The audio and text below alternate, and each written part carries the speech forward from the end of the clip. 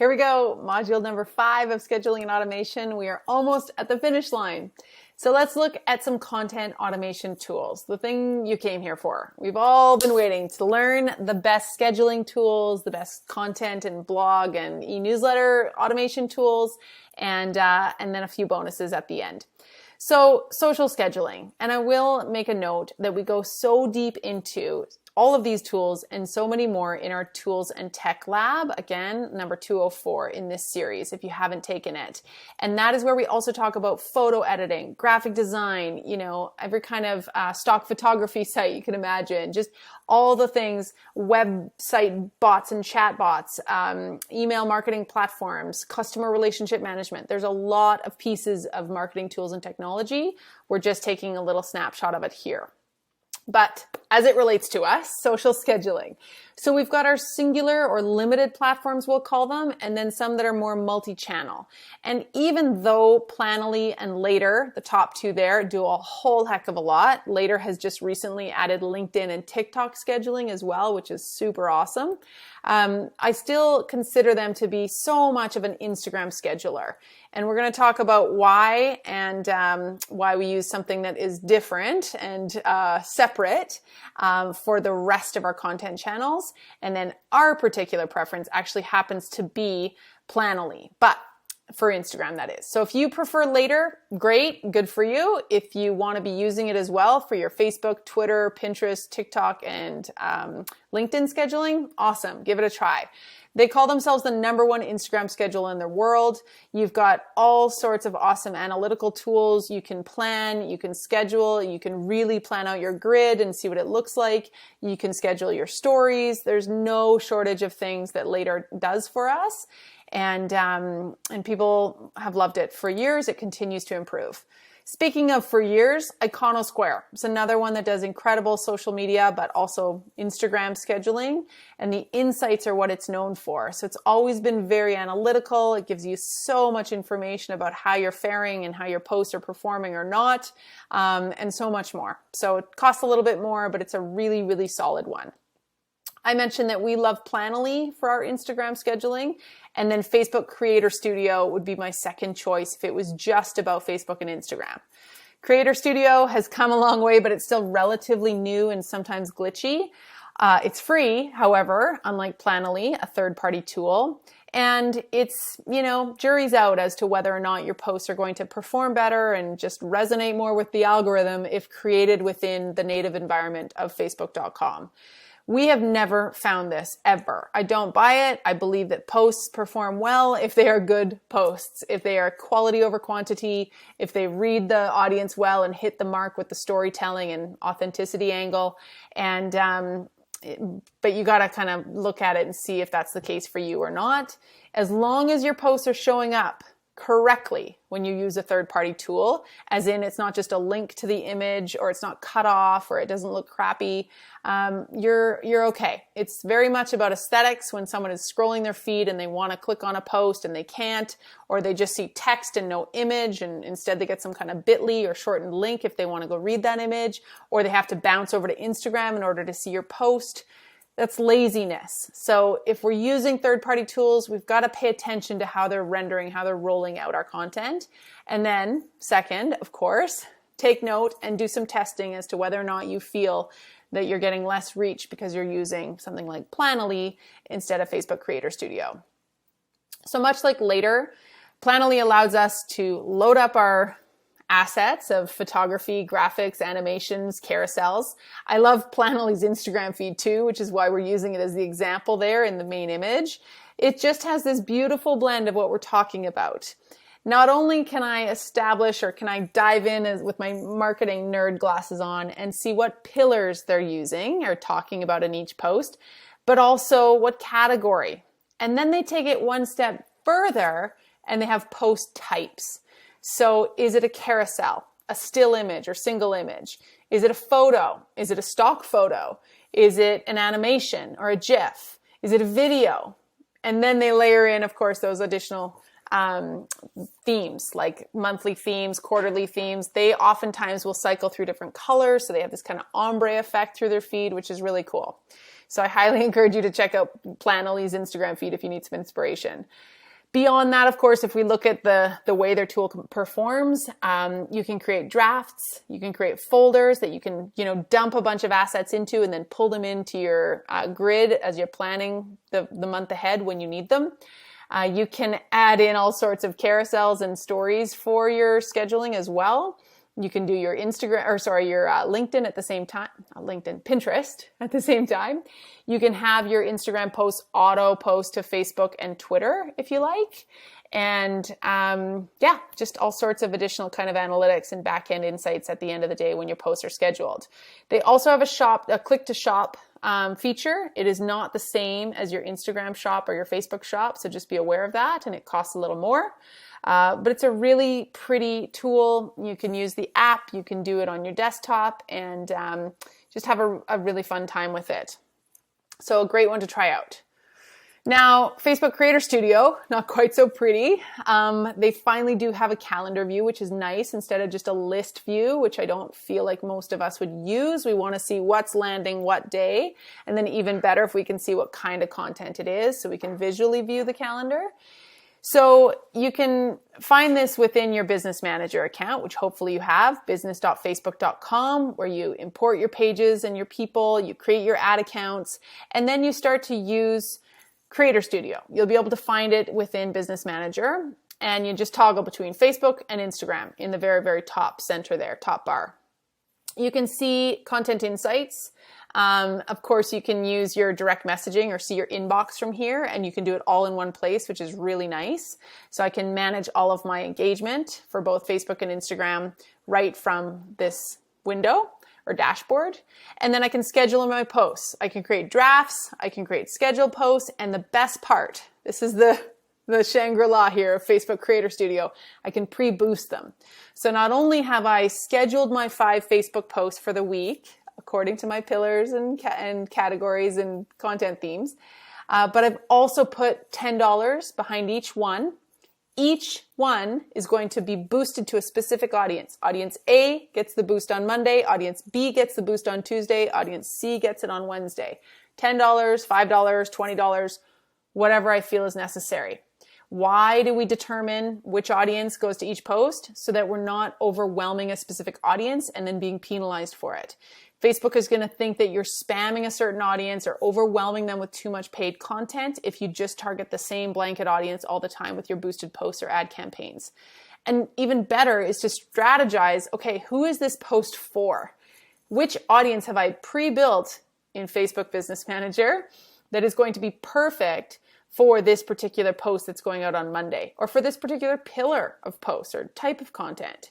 And now we're starting to get really strategic, and we're doing what we said at the very beginning of this lab. We're working backwards according to who that audience is and who this post is intended to or for. And that's where most of us completely drop the ball. We just start to create the kind of content that we think is important without thinking about who is this landing in? Whose newsfeed does this belong in?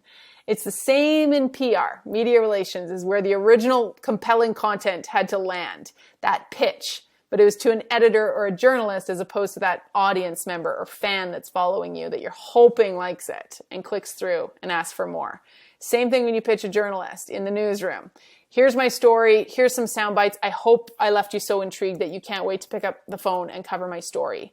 And the idea, of course, is that we know in advance who that journalist is, and we tailor that pitch exactly to them, with their name, in fact, and some kind of exclusive story so that they pick it up, as opposed to blanket spamming everybody with these messages to everybody and anyone on the highway in a billboard.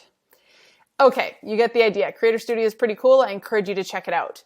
What about multi-platform tools where we've got everything in one and then some? Well, I still don't believe the perfect tool exists. I don't know anyone who feels they've found it, because there's always something missing, or there's an API or a platform that hasn't given up the keys yet to let these third-party tools blanket publish and access all of their features. For example, with Planoly, you can't schedule reels. You can't schedule Instagram lives.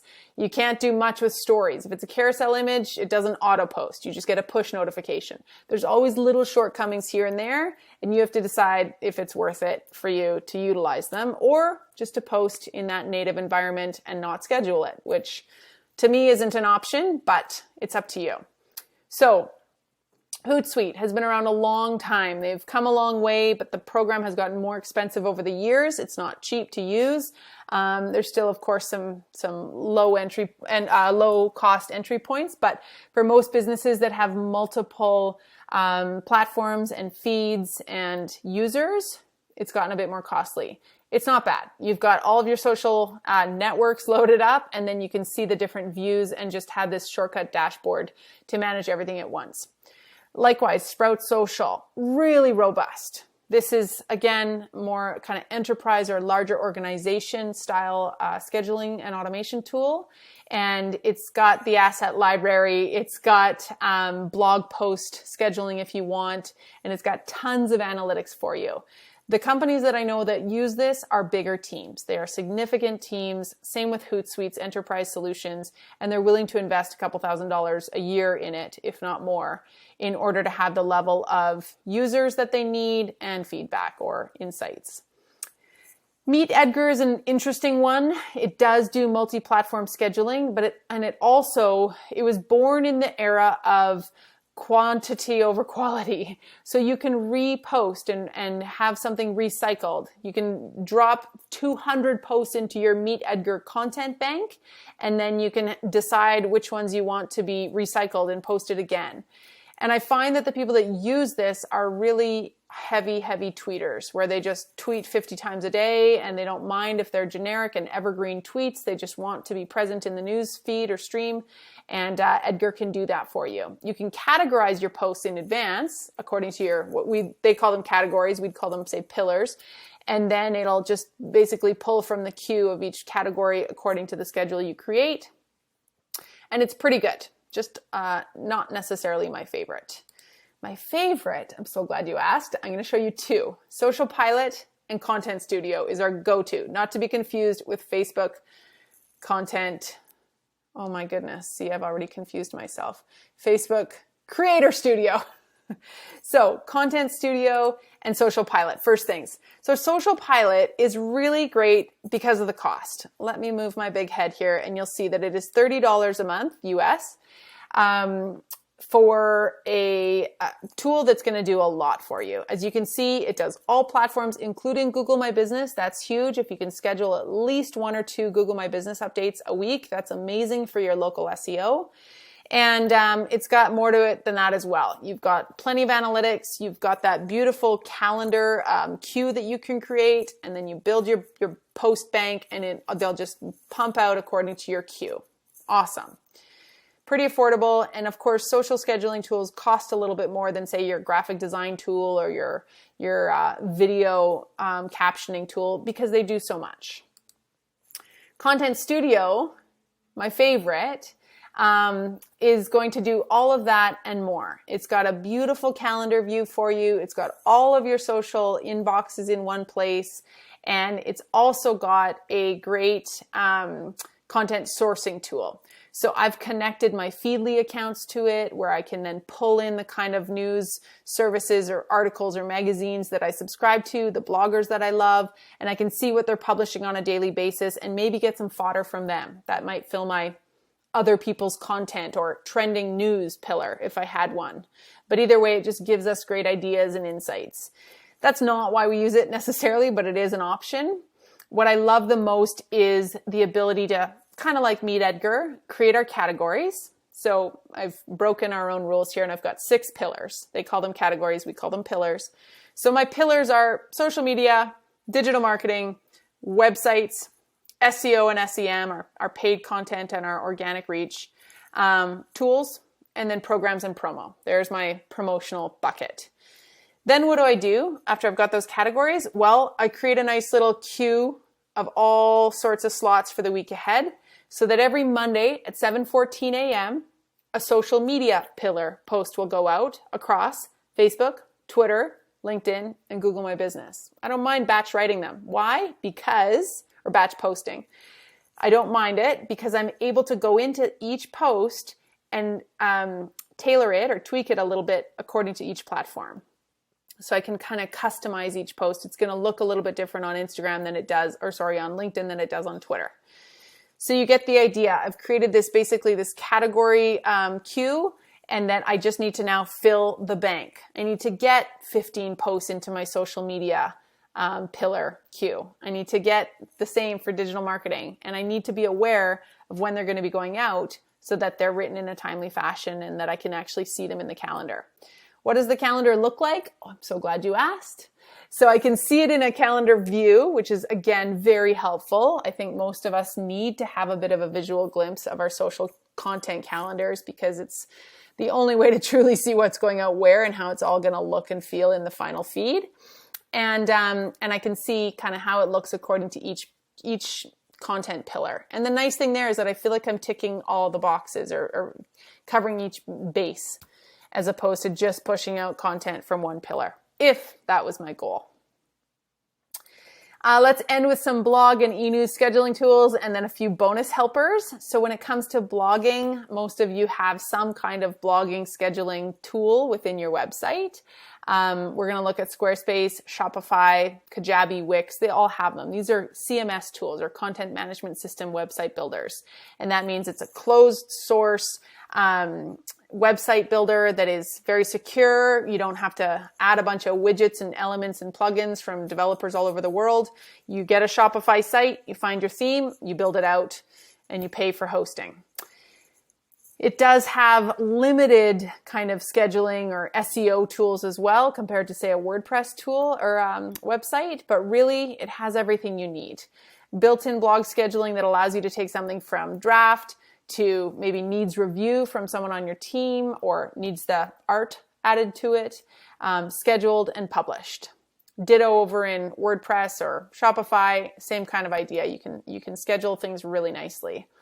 The most powerful software for all blogging, of course, is WordPress. It allows us to really customize the heck out of the SEO capabilities of each individual post as opposed to kind of more blanket across our entire blog.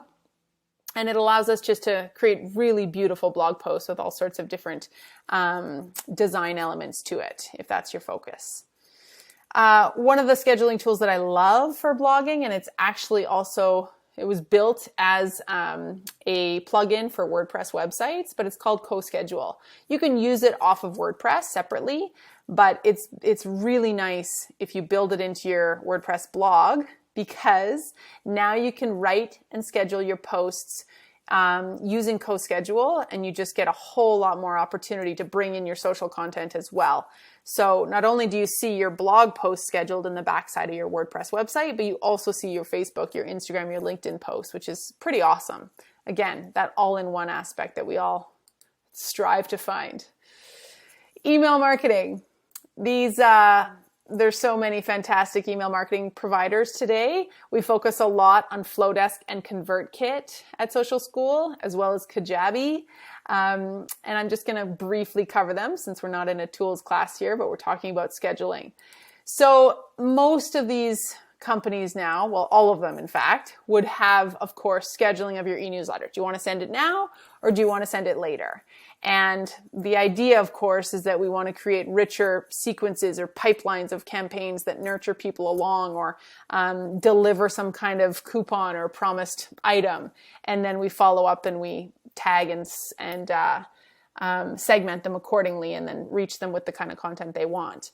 But of course, we know that we can schedule and automate our e-newsletters and do it really well if we use the nicer method, because I'm pulling my sound bites from my tier 1 blog post and I'm utilizing it in my tier 2 e-newsletter later that week as a few sound bites, or maybe the entire thing that I've copied from my blog, or I've just transcribed that video, and now I've got my email marketing content ready to go. And it's not some headache or something that I only do every 6 months and people wonder why they've never heard from me.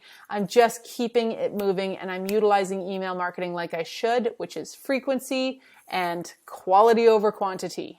No more epic long newsletters that have like 17 different columns and segments and channels and features that you only send out once every 6 months. Less is more, and frequency wins. Once a week or once every 2 weeks max, short and sweet. Leave them wanting more, like 500 words max that you drive them to your website from. That's the goal. Not to leave them in their inbox reading your e-newsletter. That's a novel. No, get them so curious and compelled that they drive to your website, where they get even more compelled and lost in your beautiful blog posts or page content, that then they take action. That's the goal. Bonus content, we'll call them our hacks and helpers. So we've got a few here for you, our favorites. Hemingway app. This is great. This is for every one of us who feel like our writing could use a little pizzazz or oomph for help. It gives you suggestions on what might be too much of a passive voice, what's a run-on sentence, what's hard to read, or, where are you using too many or too few adverbs or descriptive words, or repeating yourself. If there's anything that we can learn from, say, tabloid news headlines, as I love to study, it's brevity. And brevity is hard. Long-windedness, dead easy, because we can all wax on forever until we feel like we've made our point.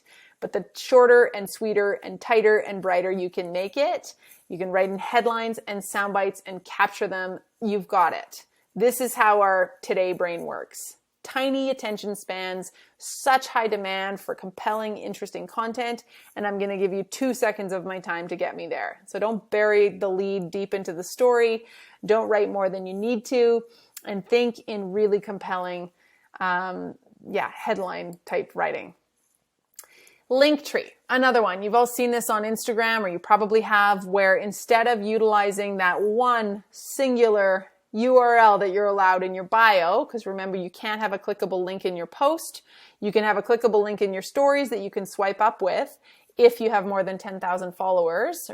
But if you do want to have more than one link, or not your primary link in your bio, and you don't want to say link in bio in a photo or in a Instagram post, and then that link gets changed and they can't find that blog post or that ticket that they want to buy or whatever it is, you can utilize sort of a link summary tool like Linktree. So what this does on Alicia Keys' page, Linktree/Alicia Keys, and she's subscribing to Linktree, where for $12 a month, she can have her key links right there. And a lot of people do this with their products, services. Maybe it's just a short and sweet summary of their website. Plus, they can include a few key blog posts, or, the latest promotion that they're talking about, or some kind of tip sheet or download or lead generation tool. Or you can DIY this. And I'm surprised that more people don't do this, and that we all pay for another third-party tool. If you create a page on your website that acts as a link tree, and it's going to show up really nicely on mobile, as I try to do with the one on the right there. This page is called Rocket Fuel. So it's our link tree. And I can change out those links anytime. I know how it renders on mobile and tablet, which is primarily where people click to get here, because they're mostly coming from Instagram. So it's socialschool/rocket-fuel, or it could be anything though. Links, resources, shortcuts. Go here first, start here. Then I can always kind of change that, but I want that to be my owned page of shortcuts. And by owned, I mean it's on my URL. It's not on linktree.com/social school. Not only is that a waste of money, but it's a waste of that kind of SEO juice that I'm sending everyone there instead of straight to my site. So I'd encourage you to think about that. It doesn't have to be listed in your main navigation. It could be in your footer hiding maybe, but just a page that's published on your site to your URL that you're using as your own personal link tree. Grammarly is my absolute favorite. We're all familiar with, what's that word tool again? Spell check. It's been a while since I used Word. But Grammarly is always operating. If spell check is only operating when you're opening your Word doc or whatever program you're using, Grammarly checks everything you do when you're on the internet. So your emails, your social posts, your blog posts, your website copy, anything you're writing or doing on the internet while connected to the internet is going to be spell and grammar checked. And it's a no-brainer. It's a must-have in our company. If you want to upgrade to past the free version, you can have some additional stats and feedback, which is kind of fun. But you really are going to get some great support as you're writing, and you will be shocked as to how many spelling mistakes you make in your email, let alone your blog posts and social content. So really important to have Grammarly at play. I encourage you to. And the free version is fantastic. Wordy, an online proofreading and copy editing service that you can both have as an AI or as an actual person complete it for you. So you can drop your files in and then it will spell check it for you as sort of AI would do. Or like just like a transcription service like rev.com or Happy Scribe would do. You load up your video, it's going to transcribe it for you through the power of AI, and then you can go in and just make the changes to it that you need to get it just right. Same thing here, but you can also have a real human copy edit something for you, and they charge you by the minute. And it's also a really great solution if you want something a little bit more real life than, say, Hemingway or Grammarly. That brings us to the end of scheduling and automation. I hope that you found what you needed and that you are picking the things that are going to help you get there and not overwhelm you. Asking yourself that question of what is sustainable and what can I grow from? Whether that's just 1 or 2 posts a week or it is, a full suite of just better strategized and executed content. I wish you so much luck and I can't wait to hear how it goes for you. I hope to see you in the next lab. It is paid social. It's the final course in our 200 level of 360 series labs here at Social School. And thank you for being here. See you soon.